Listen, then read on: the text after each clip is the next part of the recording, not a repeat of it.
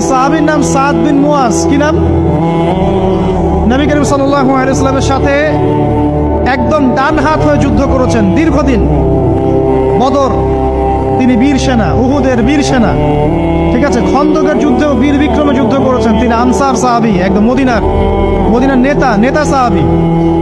সব সাহাবী কিন্তু একরকম নন। কেউ ছিলেন নেতৃস্থানীয় সাহাবী, তিনি ছিলেন একজন নেতৃস্থানীয় সাহাবী, ঠিক আছে। সাদ বিন মুয়াজ নবী করিম সাল্লাল্লাহু আলাইহি ওয়াসাল্লাম এত ভালোবাসতেন তাকে, এত ভালোবাসতেন যে তাকে নিজের মনে করতেন যে সাদ বিন মুয়াজ আনসাররা আমার নিজের। চারটাখানি কথা।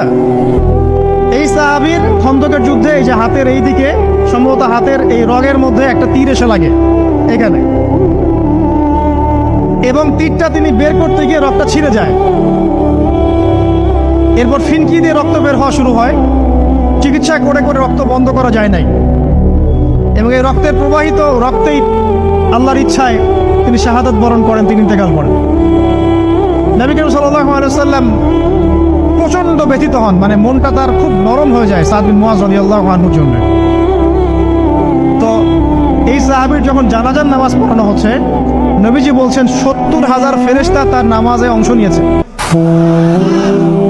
আর এই সাহাবীকে যখন কবরে শোয়ানো হয়েছে, নবী করিম সাল্লাল্লাহু আলাইহি ওয়াসাল্লাম পরে জানিয়েছেন কবরের যে মৃদু চাপ, সাদ বিন মুয়াজ রাদিয়াল্লাহু আনহুর কবরেও সেই মৃদু চাপ দেওয়া হয়েছে।